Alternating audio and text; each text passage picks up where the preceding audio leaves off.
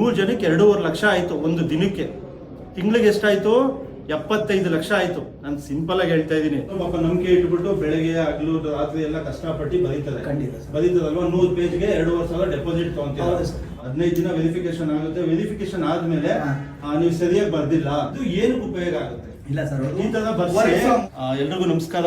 ನಿಮ್ಮ ಜನಧ್ವನಿ ಮಹೇಶ್. ಇವ್ರ ಹೆಸರು ಮಂಜು ಅಂತೆ. ಯಾರು ಹಿನ್ನೆಲೆ ಏನು ಸಹ ಗೊತ್ತಿಲ್ಲ.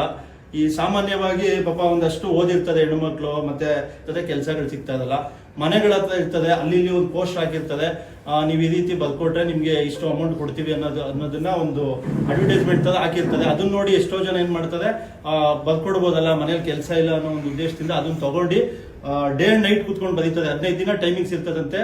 2,500 ಕಟ್ಬೇಕು. ಸ್ಟಾರ್ಟಿಂಗು 100 ಪೇಜ್ ಕೊಡ್ತದೆ, 105 ಪೇಜ್ ಕೊಡ್ತದೆ.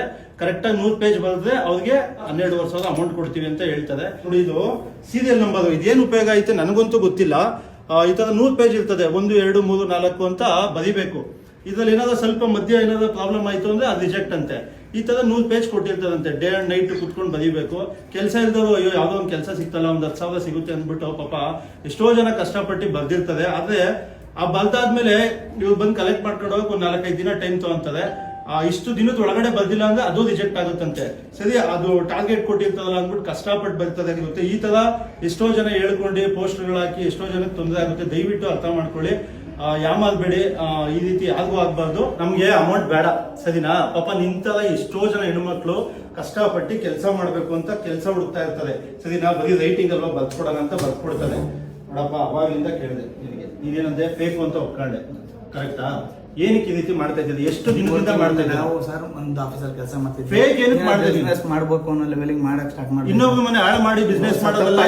ಇನ್ನೊಂದೇ ಆ ರೀತಿ ಮಾಡ್ದಂಗೆ ಅವ್ರದ್ದು ಏನಿದೆ ನಾನು ಬಗೆಹರಿಸ್ಕೊಂಡು. ನೀನ್ ದುಡ್ಡು ಬೇಡ. ಎಷ್ಟು ಜನ ಹೆಣ್ಮಕ್ಳಿಗೆ ಈ ತರ ಮೋಸ ಆಗಿಲ್ಲ? ಇಲ್ಲ ಸರ್, ಆಗಿಲ್ಲ ಸರ್. ಎಷ್ಟು ಮನೆ ಮೋಸ ಮಾಡಿದ್ರು? ರೀಸೆಂಟ್ ಆಗಿ ಮಾಡಿದ್ದು ಸರ್. 3 ವರ್ಷ ಅಂತ ಕೇಳಿದ್ರು. ನಮ್ಮ ದೇವರನ್ನ ತಿಂಗಳು. ಒಂದ್ ನಿಮಿಷ ಇಲ್ಲಿ ಯಾರನ್ನ ಬೇಕಾದ್ರೂ ಒಂದ್ ನಿಮಿಷ ನೋಡಿ. 1, 2, 3, 4 ಅಂತ 100 ಪೇಜ್ ಅಂದ್ರೆ ಫ್ರಂಟ್ ಅಂಡ್ ಬ್ಯಾಕ್. ಇದು ಒಂದು ಪೇಜು 100 ಪೇಜ್ ಬರೀಬೇಕಂದ್ರೆ ಪಾಪ ಎಷ್ಟು ಕಷ್ಟ ಇರ್ತದೆ.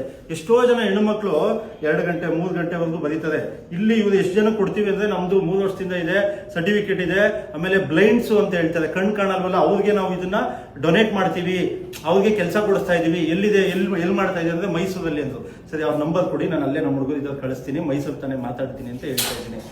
ಅವ್ರೇನ್ ಹೇಳ್ತಾ ಇದ್ದಾರೆ, ಇಲ್ಲ ಸರ್ ಎಲ್ಲ ಫೇಕು. ಅದು ಇಲ್ಲಿ ಎಷ್ಟೋ ಜನ ಹೆಣ್ಮಕ್ಳಿದ್ರು, ನಾನೇ ಅಲ್ಲಿ ಕೂರಿಸಿದ್ದೀನಿ ಹೆಣ್ಮಕ್ಳು. ಯಾಕೆ ಗೊತ್ತಾ? ನಿಮ್ ಭವಿಷ್ಯ ಇದೆ, ಸರಿನಾ? ನೀವು ಒಂದು ಹೆಣ್ಣಾಗಿ ಇನ್ನೊಂದಷ್ಟು ಜನ ಹೆಣ್ಮಕ್ಳು ಕೆಲಸ ಕೊಡ್ತೀವಿ ಅಂತ ಹೇಳಿ ಈ ರೀತಿ ಮಾಡಬೇಡಿ. ನೀವು ಮಾಡಿರೋದು ಮೋಸ ಅಲ್ವಾ ಅಂತ ಹೇಳಿದ್ರೆ, ಇಲ್ಲ ಸರ್ ತಪ್ಪಾಯ್ತು ಅಂತ ಅವ್ರು ಕಣ್ಣೀರಾಗ್ತದೆ. ಇನ್ನು ಈ ತರ ಕಂಪ್ನಿಗಳು ಎಲ್ಲೆಲ್ಲಿ ಇದೆಯಪ್ಪ ಸರ್? ಲೆಗ್ಗೆರೆ ಬಸ್ ಸ್ಟಾಪ್ ಹತ್ರನೇ ಇದೆ. ಲೆಗ್ಗೆರೆ ಬಸ್ ಸ್ಟಾಪ್ 6 ಬ್ಲಾಕ್ ಅಲ್ಲಿ ಇದೆ. ಅದ್ಬಿಟ್ರೆ ದೊಡ್ಡ ಸಂಗ್ರಹ ಇದೆ. ಅದ್ಬಿಟ್ರೆ ರಾಜಗೋಪಾಲ್ ನಗರ ಇದೆ, ಜಾಗಲಹಳ್ಳಿ ಕ್ರಾಸ್ ಇದೆ, ಹಂಗೆಲ್ಲ ಇದೆ. ಒಟ್ಟು ಎಷ್ಟು ಕಂಪ್ನಿ ಇದೆ? ಒಂದು 10-15 ಕಂಪ್ನಿಗಳಿದೆ. 15 ಕಂಪ್ನಿ ಇದೆ. ದುಡ್ಡುಗೋಸ್ಕರ, ಸರಿನಾ, ಒಳ್ಳೆ ದಾರಿಲಿ ನಿಂತ್ಕೊಂಡು ದುಡ್ದು ಜೀವನ ಮಾಡಬೇಕು. 3 months ಇಂದ ಅಲ್ವಾ? ನೀವು ಒಂದು ಹೆಣ್ಣಲ್ವಾ ಅಮ್ಮ? ಇನ್ನೊಬ್ರು ಹೆಣ್ಮಕ್ಳ ಜೀವನದ ಬಗ್ಗೆ ನೀವು ಯೋಚನೆ ಮಾಡ್ಬೇಕಲ್ವಾ ಅಮ್ಮ? ನೀವು ಮಾಡಿದ ತಪ್ಪು ತಾನೆ.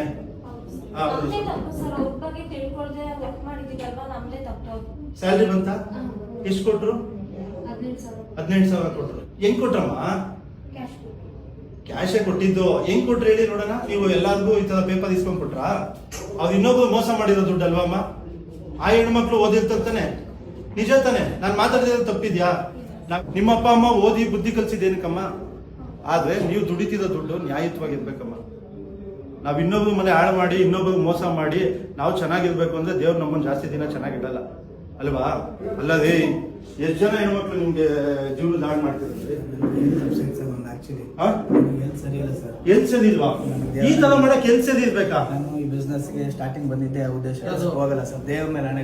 ಇವಾಗ ಒಂದು ಕೆಲಸ ಮಾಡೋಣ, ಪೊಲೀಸ್ ಸ್ಟೇಷನ್ ಕಂಪ್ಲೇಂಟ್ ಕೊಡೋಣ. ಅಲ್ಲ, ಮೀಡಿಯಾದವ್ರನ್ನ ಕರ್ಸ್ತೀರಿ.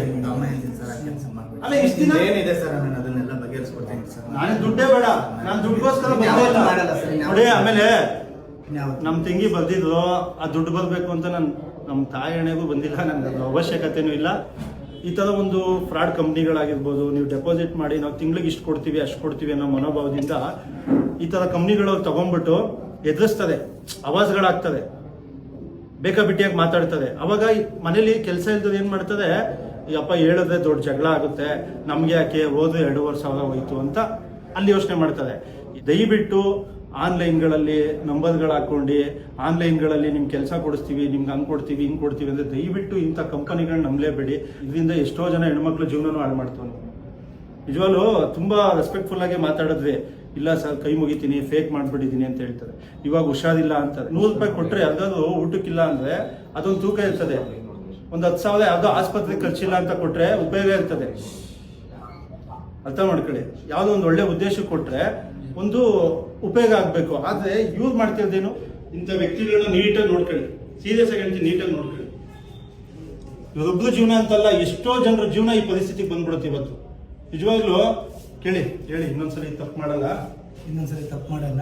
ಇನ್ನೇನಿದ್ರು ಇದೇನು ಇದು ಬಗೆಹರಿಸ್ಬಿಟ್ಟು ನಾನು ನಾಳೆಯಿಂದ ಒಳ್ಳೆ ರೀತಿ ಜೀವನ